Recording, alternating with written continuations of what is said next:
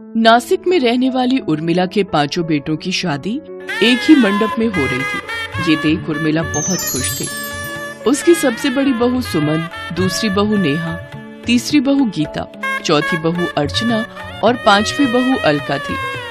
उर्मिला की 5 बहुएं दिखने में जितनी खूबसूरत थी, जुबान चलाने में वो उतनी ही तेज थी। दिवाली के सभी त्योहार खत्म हो चुके थे और अब बारी थी छठ पूजा की, जिसे लेकर उर्मिला अपनी बहुओं से कहती है, देखो बहुओं, तुम सब तो जानती हो कि अब मेरी उम्र हो चली है, ऊपर से शरीर पर ढेरों बीमारियां, इसलिए मैं सोच रही थी कि इस साल से छठ पूजा का व्रत तुम लोग रखना शुरू करो।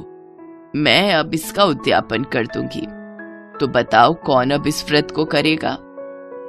ये सुनकर सभी बहुएं एक दूसरे का मुंह देखने लगती हैं। फिर उर्मिला की चौथी बहू उससे कहती है, देखो माँ जी, मुझे इस त्योहार और रीति रिवाज के बारे में कुछ भी नहीं पता, इसलिए ना ही मैं कोई व्रत रखूंगी और ना ही पूजा में आपकी कोई मदद करूंगी। माँ जी, मेरे मायके में भी ये त्योहार नहीं मनाते, इसलिए मुझे भी इसके बारे में कुछ नहीं पता, इसलिए मैं भी ये व्रत नहीं रख सकती। वैसे मुझे इसके बारे में थोड़ा बहुत पता है, लेकिन सुना है ये बड़ा ही कठिन व्रत होता है, इसलिए मुझसे नहीं होगा ये व्रत। और माँ जी, आप तो जानती ही हैं, मेरी दूर की मौसी की इसी साल डेथ हुई है, इसलिए मैं भी ये त्योहार नहीं मना सकती।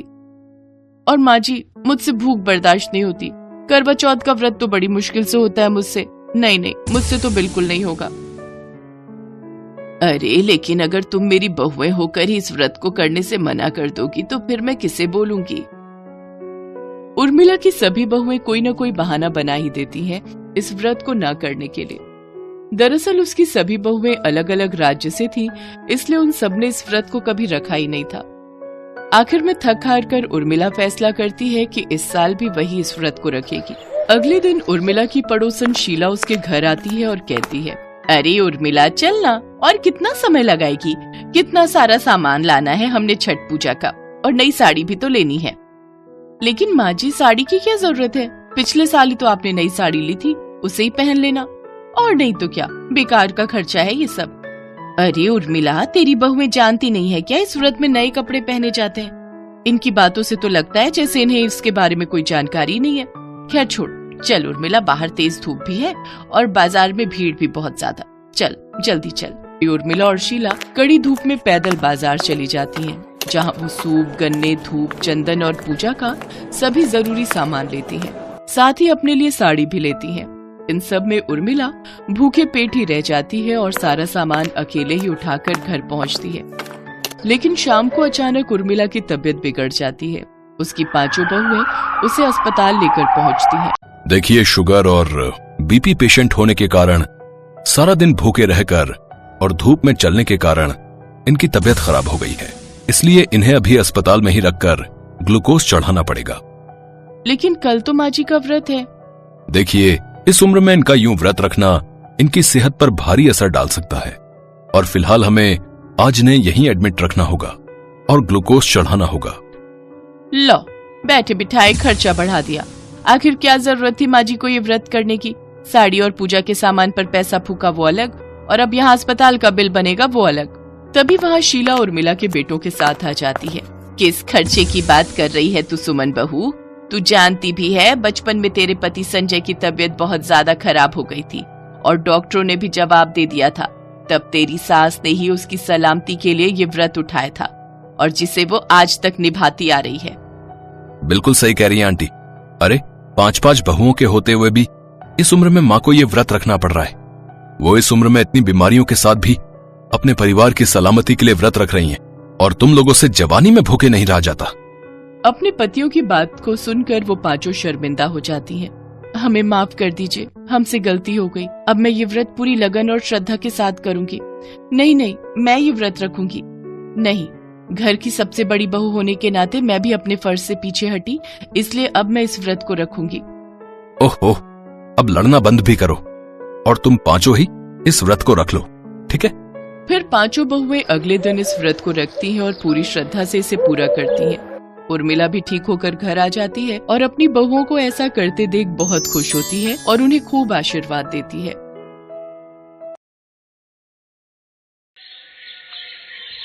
संगीता की माँ प्रेमा अभी रसोई से बाहर आई थी कि उनका फोन बज उठा। ये तो संगीता की सास का फोन आ रहा है।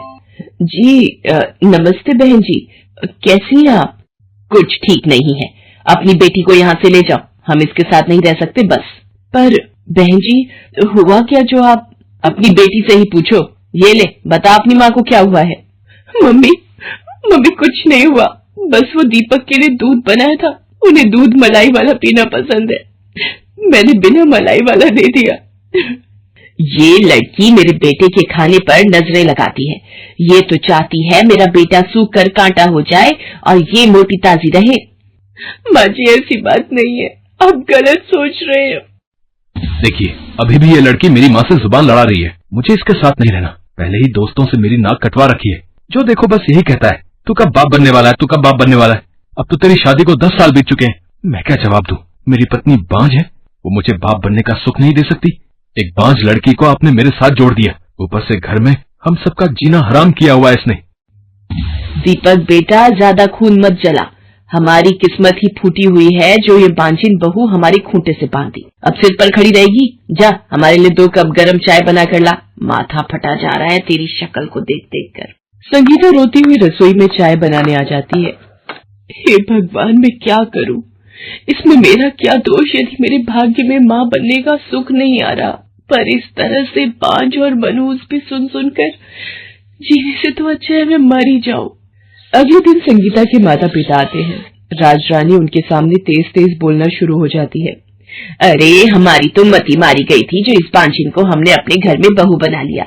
मेरे लड़के के लिए तो लाखों लड़कियां लाइन में लगी थी शादी करने के लिए, पर दीपक के बाबूजी ने आपकी बेटी को पसंद किया। पता नहीं इसके मनहूस कदमों के घर में पड़ते ही वो स्वर्ग से धार गए।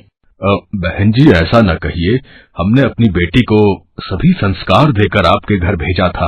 अगर इससे कोई भूल हो जाती है तो बेटी समझकर माफ कर दिया कीजिए। संगीता अपनी गलतियों के लिए माँ जी से माफी मांगो। रहने दीजिए बहन जी, ये ढोंग करने की जरूरत नहीं है, ये तो आप भी जानती हैं कि आपकी बेटी गलत है। अब एक ही रास्ता है, इसे कुछ दिन के लिए अपने साथ ले जाइए, जब हमें लगेगा कि ये सुधर गई है हम इसे खुद लेने आ जाएंगे। माँ जी मैं माँ और बाबूजी के साथ नहीं जाना चाहती, आप ऐसा क्यों कर रही हैं? संगीता तुम आज ही अपने मायके जाओगी, माँ ने जो बोल दिया सो बोल दिया, नहीं तो तुम मेरा गुस्सा जानती हो। संगीता कोई बात नहीं, तू कुछ दिन के लिए चलकर हमारे साथ रह ले, दामाद जी तुझे लेने आ जाएंगे। संगीता को उस वक्त कुछ भी नहीं सोच रहा था, वो अपने माँ बाबूजी के साथ मायके आ जाती है। मायके आए संगीता को 1 हफ्ता बीत चुका था। माँ आज 1 हफ्ता हो गया पर दीपक का एक भी फोन नहीं आया। मैंने माँ जी को भी मिलाया, उन्होंने भी कोई फोन नहीं उठाया। मेरा तो मन घबरा रहा है, वो मुझे लेने आएंगे भी ना? तू चिंता मत कर संगीता, हो सकता है दामाद जी को काम का बोझ हो, इसी वजह से उन्हें समय न मिल पा रहा हो, आ जाएंगे लेने, परेशान मत हो। संगीता के मन में घबराहट हो रही थी। उधर राजरानी और दीपक कुछ और ही खिचड़ी पका रहे थे। दीपक तूने वकील साहब से बात की, कब बुलाया है उन्होंने?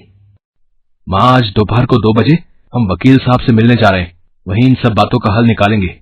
देखिए राजरानी जी, दीपक और संगीता की शादी को 10 साल बीत चुके हैं, शादी को काफी अरसा हो चुका है।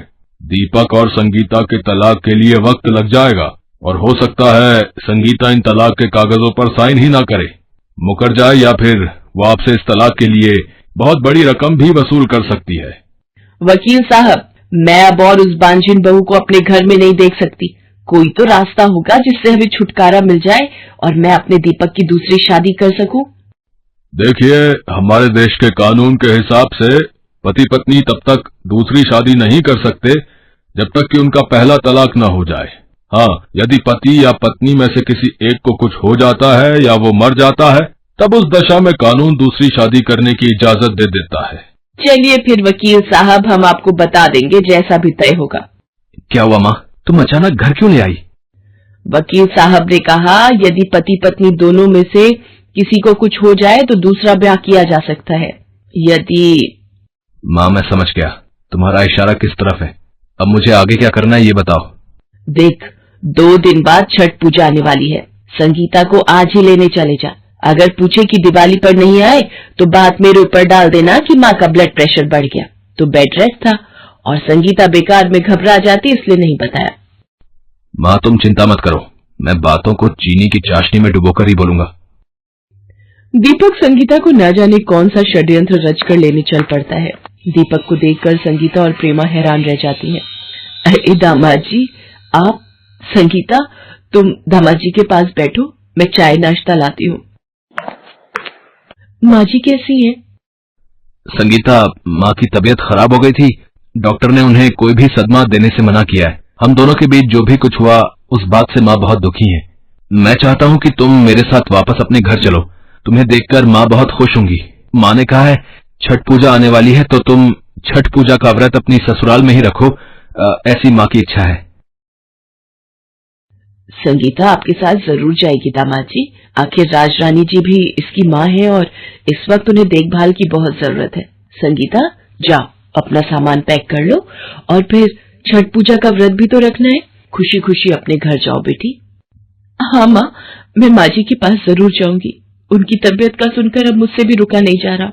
मैं अपने हाथों से उनकी सेवा करना चाहती हूँ माँ। संगीता दीपक के साथ वापस अपने ससुराल आ जाती है। दीपक और राजरानी का बदला हुआ व्यवहार देखकर संगीता बहुत खुश थी। वो पूरे विधि विधान से छठ पूजा निर्जला व्रत रख रही थी। नियम पूर्वक संध्या समय पकवान और मिठाई बनाकर घाट पर जाती और सूर्य भगवान को अर्घ्य देकर परिवार की सुख शांति की कामना कर रही थी। छठ पूजा का आखिरी दिन आ गया था। संगीता को अगली सुबह होने से पहले घाट पर जाना था। राजरानी संगीता से बोली, बहू तुम समय से सो जाओ, फिर जल्दी उठकर घाट पर भी जाना है। थोड़ी थकान भी दूर हो जाएगी, तुम लेट लो। माँ जी, आप मेरा कितना ध्यान रखते हो।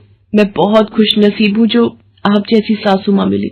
संगीता कमरे में जाकर लेट जाती है और उसकी आंख लग जाती है। तभी ध्यान से तेल छिड़कना, कहीं उठ न जाए। अगर इसकी आंख खुल गई तो शोर मचा देगी।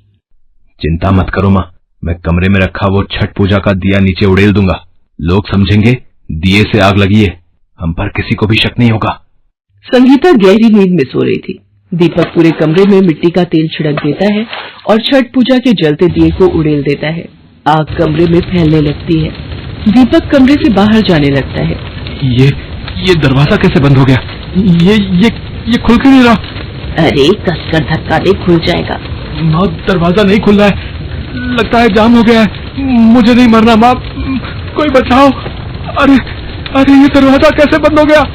ये आग कैसे लगी? सुनिए, घबराइए नहीं, आपको कुछ नहीं होगा। हे छठ मैया, हमारी रक्षा करो। मुझे मार दो पर मेरे पति की रक्षा करो मैया।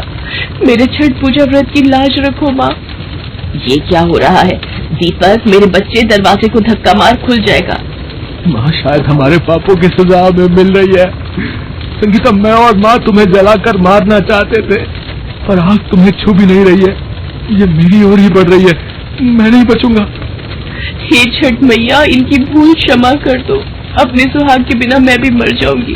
माँ, मेरा व्रत सफल करो माँ। अपना क्रोध शांत करो देवी मैया, दया करो मैया, नहीं तो मैं भी यही सिर पटक पटक कर आपके चरणों में प्राण त्याग दूंगी मैया।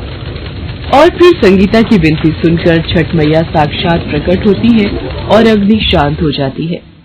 ये दुष्ट मानव तेरे प्राण लेना चाहते थे पर आज अपनी जान बचाने के लिए तुमसे विनती कर रहे हैं। इन्होंने घोर पाप किया है। मैं चाहूँ तो पल में इनके पाप की सजा दे सकती हूँ, पर तुमने छठ के दिनों में पूरी श्रद्धा नियम से मेरा व्रत और पूजन किया है, इसलिए मैं इन दोनों की भूल क्षमा करती हूँ। बेटी, तुमने मेरी छठ पूजा पूरे विधि विधान से की है और मेरा ये व्रत करने से निसंतान दंपतियों को संतान सुख प्राप्त होता है। मैं तुम्हें संतान सुख का आशीर्वाद प्रदान करती हूँ। और फिर ममता की देवी छठ माता अंतर्ध्यान हो जाती है। हे छठी मैया, आपकी जय हो। आपका ये व्रत सर्व फल मनोकामना इच्छा पूर्ति देने वाला है। बोलो छठी मैया की जय। छठी मैया आपकी जय हो। संगीता, मुझे माफ कर दो। आज तुम्हारे कारण ही मेरे प्राण बचे और मैं तुम्हें ही मारने जा रहा था। घोर पापी हूँ मैं। संगीता, मुझे माफ कर दो बहू, मुझसे बहुत बड़ी गलती हो गई। हे छठी मैया, मुझे क्षमा कर दो। नारी सदैव ममता की मूर्ति कहलाई है, वो क्षमा की देवी है। ये बात संगीता ने साबित कर दिया था। संगीता पूरे विधि विधान से घाट पर जाकर उगते सूरज को अर्घ्य देकर अपना छठ पूजा व्रत पूर्ण करती है और फिर एक बांझिन बहू की छठ पूजा से छठ मैया खुश होती हैं और उनके वरदान से संगीता को बेटा बेटी दोनों का सुख प्राप्त होता है और वो खुशी खुशी अपने परिवार की देखभाल में लग जाती है।